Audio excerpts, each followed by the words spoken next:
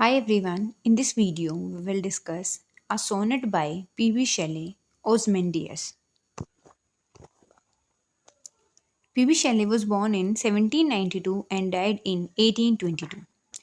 P.B. Shelley romantic age के one of the major poets थे। Shelley के कुछ मेजर वर्क्स हैं Ozymandias, o to the west wind, to a skylark and many other. आज इस video में हम उनकी पोएम ओजमेंडियस को डिस्कस करेंगे। ये सोनेट 1817 में लिखा गया था during a contest with his friend. इस पोम का जो टाइटल है शेले ने after Egyptian ruler Ramesses second के नाम से लिया है, ओजमेंडियस। इस पोम सोनेट में शेले हमें दो चीज़ों के बारे में बहुत अच्छे से बताते हैं। फर्स्ट, कि कोई भी पॉलिटिकल पावर, कोई भी राजनीतिक ताकत है, उसका डाउनफॉल एक ना एक दिन ज़रूर होता है, जैसे कि ओजमेंडियस के राज का हुआ है। इसी के साथ साथ शैले हमें ये बताते हैं कि हमें आर्ट को अप्रिशिएट करना चाहिए, उसकी रिस्पेक्ट करनी चाहिए, क्योंकि आर्ट में इतनी एबिलिटी और पावर है कि वो हमारे पास्ट को यानी भूतकाल को भी प्रिजर्व कर सकती है, जो जा चुका है उसको भी प्रिजर्व कर सकती है। Let's start the poem line by line. I met a traveller from an antique land. तो पोइट बताते हैं कि उन्हें एक ट्रेवलर मिला, एक यात्री मिला जो कि बहुत ही प्राचीन जगह से आया था, from an antique land. Who said, जिसने बताया, two vast and trunkless legs of stone stand in the desert. तो जो वो यात्री एंटीक लैंड से आया था उसने बताया था कि वहाँ एक डेजर्ट में दो बहुत बड़े लेग्स खड़े हैं पत्थर के, यानी किसी पत्थर के पैर हैं जिनका ऊपर का हिस्सा यानी उनकी जो ट्रंक है, ऊपर का शरीर का हिस्सा नहीं है, वो किसी मूर्ति के पैर थे जिसका अब ऊपर का हिस्सा टूट चुका है या वो खत्म हो चुका है और उसके सिर्फ पैर अभी बचे हैं, जो कि एक रेगिस्तान में खड़े हैं in the desert. Near them on the sand, और वहीं उन बचे हुए पैरों के पास, जो मूर्ति के पैर थे उन्हीं के पास, वहीं सैंड पे रेत में, हाफ संक अ शेटर्ड विसेज लाइज, और वहीं पे जो उस मूर्ति का सिर है वो वहाँ पे टूटा हुआ बहुत ही खराब हालत में वहीं पड़ा है सैंड पे। Whose frown and wrinkled lip and sneer of cold command. तो वो जो फेस है, उस मूर्ति का जो फेस वहाँ पे उस पैरों की साइड में गिरा हुआ है ज़मीन पे, उस फेस के जो एक्सप्रेशन है वो एक उस फेस पे एक फ्राउन है, और उसकी लिप्स को देख के ऐसा लग रहा है कि जो वो फेस है वो किसी को कमांड दे रहा है, किसी को ऑर्डर कर रहा है, या फिर वो किसी को मॉक कर रहा है। तो उस फेस से हमें, फेस के जो एक्सप्रेशन है उनसे हमें ये पता चल रहा है। Tell that its sculptor well well those passions read.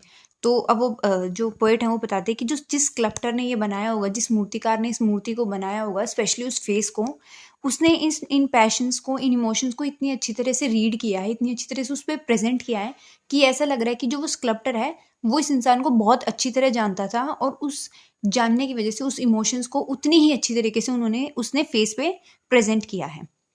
Which yet survive stamped on this lifeless things. तो पोइट कहते हैं कि जो स्कल्प्टर है उसने जो इमोशंस को इस मूर्ति में जान डाल दी, एक तरीके से उस एक्सप्रेशंस को इतनी अच्छी तरह वहाँ पे दिखाया हुआ है कि वो एक्सप्रेशंस आज भी सर्वाइव हो रहे हैं। बेशक से जो मूर्ति है उसकी जो हालत है वो ख़राब हो चुकी है, इट इज़ शैटर्ड, वो टूट चुकी है, लेकिन जो वो एक्सप्रेशंस हैं वो बिल्कुल ऐसे ही हैं, और उन लाइफलेस थिंग्स पे वो बिल्कुल ऐसे हो चुके हैं जैसे वो चिपका दिए गए हैं बहुत ही अच्छी तरीके से। The hand that mocked them and the heart that fed. और जो स्कल्प्टर है उसने इतनी अच्छी तरीके से उसको बनाया है कि ऐसा लग रहा है कि जो उस मूर्ति के यानी उस इंसान के जो दिल में था वही उसके फेस पे है, यानी एक्सप्रेशंस को इतनी अच्छी तरीके से उस फेस पे डाला गया है। आगे पोइट बोलते हैं, and on the pedestal these words appear. तो पेडेस्ट्रियल होता है जो किसी भी मूर्ति के नीचे जो एक बेस होता है उसको पेडेस्ट्रियल बोलते हैं, और उस मूर्ति के पेडेस्ट्रियल पे ये वर्ड्स लिखे हुए थे, my name is Ozymandias kings of king. तो वो जो मूर्ति है वो ओजमेंडियस की है, जो कि एक रूलर था, और किंग्स ऑफ किंग, तो वो बताता है कि मैं किंग्स ऑफ, राजा का भी राजा हूँ, सभी राजाओं पे भी मैं राज करता हूँ। लुक ऑन माई वर्क्स ये माइटी एंड डिस्पेयर। तो तो ऐसे लिखा हुआ है कि मेरे जो काम है, मेरी जो पावर है उनको देखो, और जो ओजमेंडियस है वो एक तरीके से ऐसा लग रहा है कि वो सबको बहुत ही अपने आगे बहुत छोटा मानता है, वो अपने काम को, अपने आप को इतना माइटी मानता है। Nothing beside remains round the decay of the that colossal rack. लेकिन अब उसकी साइड में कुछ भी नहीं बचा है, सिर्फ रेगिस्तान है और उसकी टूटी हुई मूर्ति है। Round the decay of that colossal rack, तो उस मूर्ति के साइड में जो अब बच चुका है वो सिर्फ है boundless and bare that lone level stand stretch far away. तो जिन वर्क्स की जो ओज़मेंडियस बात कर रहा था वो वर्क्स अब कुछ भी नहीं बचे हैं जिसके लिए वो इतना प्राउड फील कर रहा है, कुछ भी नहीं बचा है। इनफैक्ट जो ओज़मेंडिस की खुद की मूर्ति है वो भी अब शैटर्ड हो चुकी है, वो भी अब टूट चुकी है, तो कुछ भी नहीं बचा। जो उस मूर्ति के आसपास बचा है वो सिर्फ लोन और स्ट्रेच ऑफ डेजर्ट्स हैं, यानी सिर्फ रेत ही रेत है और उसके अलावा कुछ भी नहीं है। तो इससे जो पीबी शैले हैं वो हमें बताते हैं कि कैसे किसी भी चीज़ का, किसी भी पॉलिटिकल पावर का या जो पावर का बहुत ही जो प्राउड या फिर अपने ऊपर बहुत ही माइटी फील करता है, वो कुछ भी वो चीज़ एक दिन ख़त्म हो जाती है। जैसे कि ओज़मेंडियस का रूल ख़त्म हो गया है, लेकिन जो आर्ट है वो हमेशा ज़िंदा रखती है चीज़ों को। जैसे कि जो इमोशंस हमें देखने को पता चल रहा है, फिर जो हमें ओज़मेंडिस के बारे में पता चला वो आर्ट से पता चला। वो स्कल्पचर की पैशन था जो उसने फेस पे डाला मूर्ति के, तो हमें उससे पता चलता है। And this was for the pome. Thank you so much for the video.